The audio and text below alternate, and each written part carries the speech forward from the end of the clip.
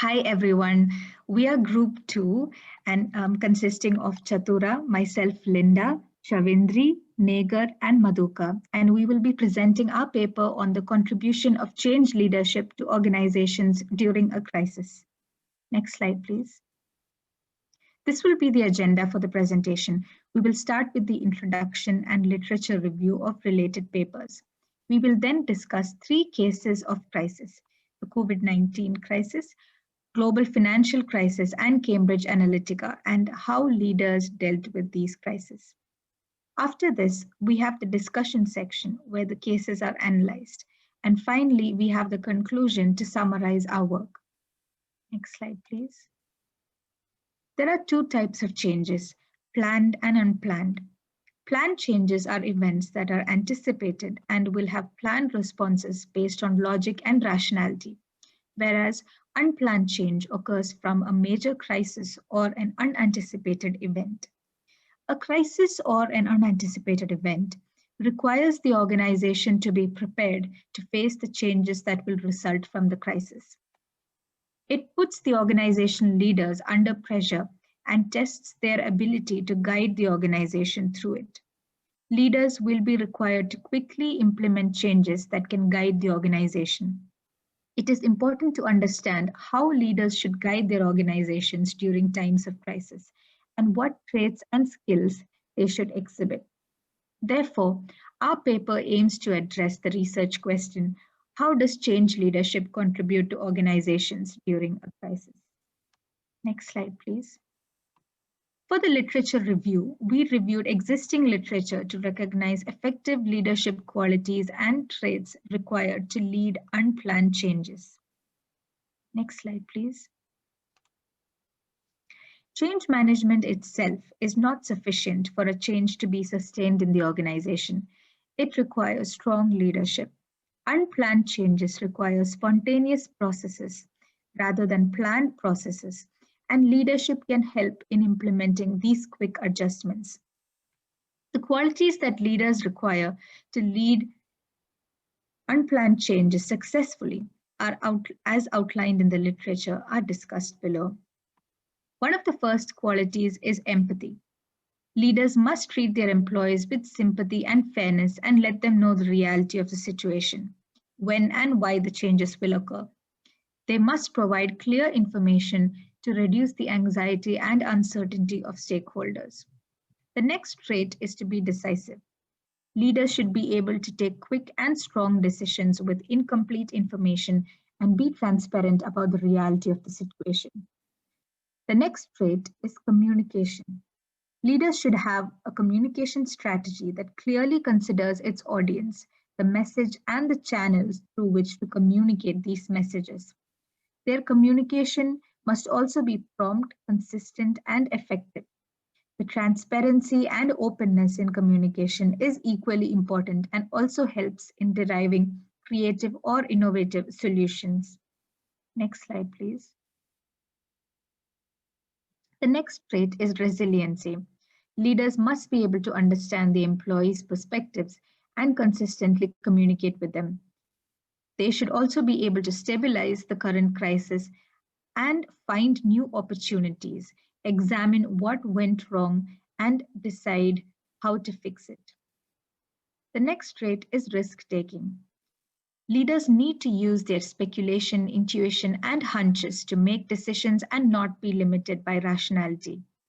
They also need to be willing to take risks in times of these unplanned changes. They should also be ready to deconstruct the current organizational norms and be able to imagine a different pathway to goals and bring others to see it as well. The next trait is trust. Ensuring and maintaining organizational trust is necessary to successfully lead changes. Organizational trust can be developed by fostering collaboration and strengthening others to act through inspiring a shared vision. Appreciation and acknowledgement of employees' work are also other factors contributing to trust. The final trait is participation.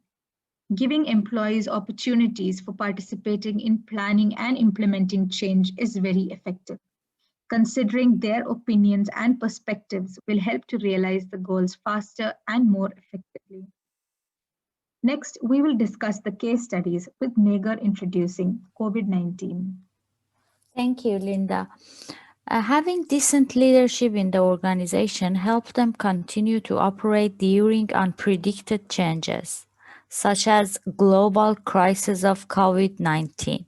The recent global pandemic has affected all aspects of our life, both personally, socially, and professionally. It has changed the way organizations used to operate. Jobs that are essential, such as healthcare and food retailing, should manage to alter what they did by having some implication to protect both customers and employees. Service industries such as hotel, airline, and saloons no longer provide some services, while other sectors like education have altered the way they used to operate by moving to virtual environments and handle the upcoming situation. There are some factors that help leaders during changes, these unpredictable changes.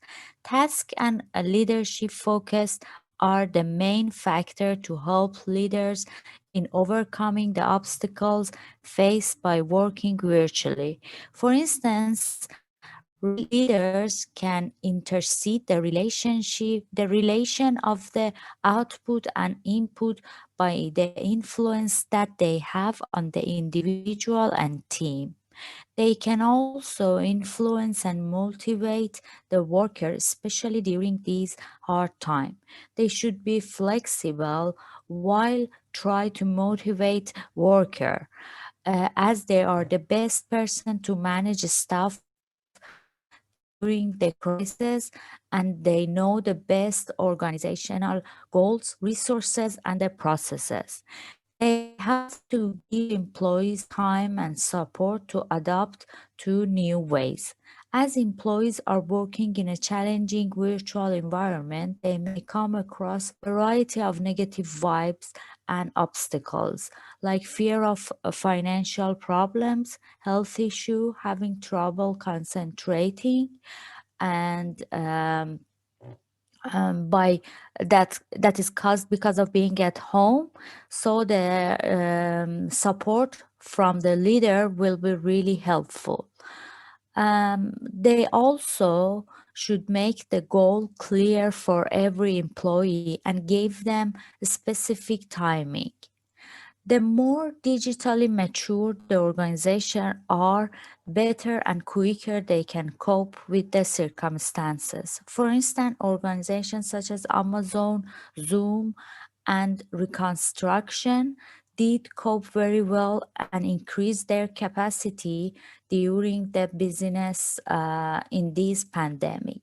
The second case study, Global Financial Crisis, will be presented by Shavindri, sorry. Good. Thanks, Megha. The second case study is the global financial crisis of 2008, which was an unprecedented and unexpected crisis. It was deemed the largest economic shock since the Great Depression, and it contradicted policymakers' predictions on positive economic growth. Therefore, organizations had to undergo a number of unplanned changes.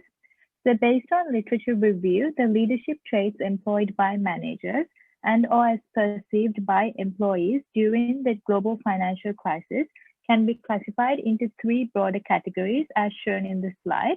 So establishing a strong connection with team members in response to distrust, pursuing the organizational vision, and demonstrating emotional stability and positivity. Now I'll talk you through some behaviors that leaders engaged in under these three broad categories.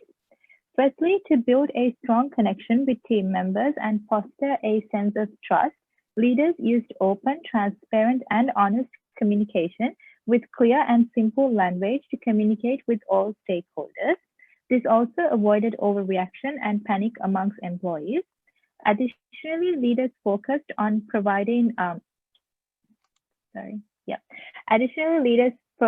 providing individualized consideration for employees by engaging in two-way communication. They listened to employee concerns and gathered real information on how to motivate employees intrinsically. Secondly, leaders continue to pursue the organizational vision and provide a roadmap to move the organization forward even during the GFC. They were future-oriented and focused on preparing the team for any anticipated danger and aligning and redirecting teams' behavior to focus on organizational goals. Leaders were also agile in decision-making to capitalize on any available market opportunities. To enable this agility, leaders focused on critical decision-making while encouraging team members to be proactive and autonomous in non-critical decision-making. Also, most leaders during the GFC perceived the crisis as an opportunity, both for learning and for innovating. For instance, they focused on harnessing employees' motivation resulting from their anxiety to encourage them to think outside of the box for new ways of working and to ultimately benefit the organization. Lastly, leaders maintained high levels of emotional control and positivity during the GFC. They exhibited empathy towards employees. For instance, when employees' performance was affected by personal problems resulting from the GFC, leaders remained calm, offered advice, engaged in active listening, and showed genuine care. Similarly, leaders also made the conscious effort to keep their problems from affecting interactions with their team. So leaders focused on cultivating an optimistic mindset and directing the team's effort in a positive direction. Next, Chatura will talk you through our third case study. Thank you, Shavindri. Now I will give a brief introduction to the Cambridge Analytica scandal. Data gathered from more than 80 million user accounts of Facebook was obtained by a third-party company, Cambridge Analytica, and they exploited the data for political purposes without the consent from the Facebook users. This caused a massive public outcry, and both the companies, Cambridge Analytica and Facebook, attracted significant negative attention. Understandably, Facebook was faced with several lawsuits and substantial financial losses followed for the company, as well as for the company's CEO, Mark Zuckerberg, personally. The initial response from Facebook showed several key weaknesses in responding to such an incident. They first tried to deny that a data breach had occurred and avoided making public statements, which led to worsening the public outcry. This also showed that they were not prepared for this kind of a situation and they did not have a clear plan to deal with it. Overall, Facebook did not respond in a strong manner which could earn back the public trust, or at least prevent further erosion of trust. This led to considerable losses suffered by the company and their higher management. The company lost millions of dollars in compensation for lawsuits as fines, plunging its shares value in the stock market and suffering losses of users. Although Facebook showed some lack of leadership in facing the situation, its CEO Mark Zuckerberg later responded with firm action, and he also consulted his high management team to bring in radical changes to their policies and practices. He testified in front of a congressional committee and admitted their mistakes. More importantly, he promised remedial action to be implemented to prevent the recurrence of such incidents. To present our discussion on these case studies, now I invite Madhuka to continue. Thank you, Chatura. Can you move to the next slide, please?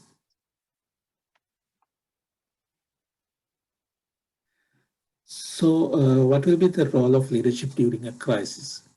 We will discuss this by assessing the contribution of leadership during the three crisis situations presented previously using three main criteria. First, adaptive challenge. ISYS and Lowry suggests that in responding to a crisis, business should learn quickly to adapt to the new challenges. If not, they are likely to face their own form of extinction. They term this as and adaptive challenge. They further suggest that solutions for adaptive challenge reside not in the executive suite but in the collective intelligence of employees at all levels. Further, they also emphasize on balancing the employee's stress due to change requirements. Secondly, Dirani and others propose 5 roles of leadership in times of crisis in place of general set of best practices under normal circumstances. They are sense maker, which is about providing guidance and making sense of what needs to be done. Second, the technology enabler is about the vision for integrating technology to enable workers in their roles. Third, in emotional stability and employee well-being is about sensitivity for employees' stress and personal problems. Fourth, innovative communication is about the innovative ways for providing correct and accurate information. And finally, maintaining the financial health of the organization. So we need to check whether there is any contribution of these roles to subject situations. Thirdly, we will assess what leadership styles would matter during a crisis. Next, we'll consider how each of these criteria relate to each of our case examples. First, we'll consider about adaptive challenge. During COVID-19 pandemic, most leaders have used positive reinforcement and appreciation in dealing with employee stress due to the crisis. Further, leaders guided companies like Tesla, General Motors, and Toyota to move away from their normal productions and engage in manufacturing essential equipment like ventilators to adapt to the situation.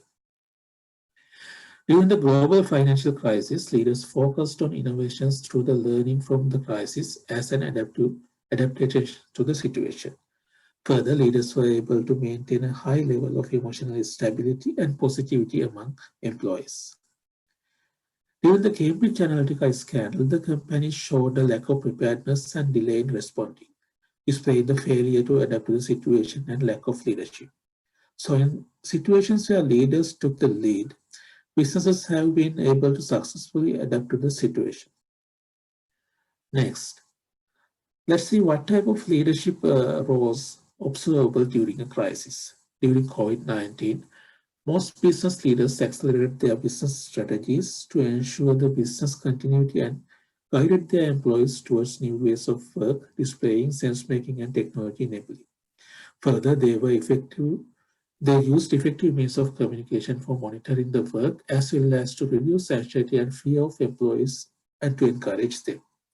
Similarly, during GFC, leaders used effective communication methods to establish strong team connections and implement cost reduction strategies to maintain the financial stability while reducing the employee stress. Next, let's see what type of leadership styles are prominent during crisis. During the COVID-19 pandemic, most leaders used combination of task-oriented and relationship-oriented leadership styles to provide guidance and directions to employees while allowing for a certain degree of autonomy to help them to adapt into the situation. This is a significantly different approach compared to the traditional transformational leadership style in guiding a change under normal circumstances. Similarly, during GFC, leaders were more focused on control and centralized decision-making, adapting a more task-oriented leadership style. However, during the Cambridge Analytica scandal, lack of central direction and leadership was visible. Now, in conclusion, we could derive that during a crisis, leadership plays a crucial role. And there is a significant difference in leadership approaches compared to normal circumstances. And finally, combination of task and relationship-oriented leadership style would deliver better results. So that's all what we have to present. And these are the references we used. And thank you very much.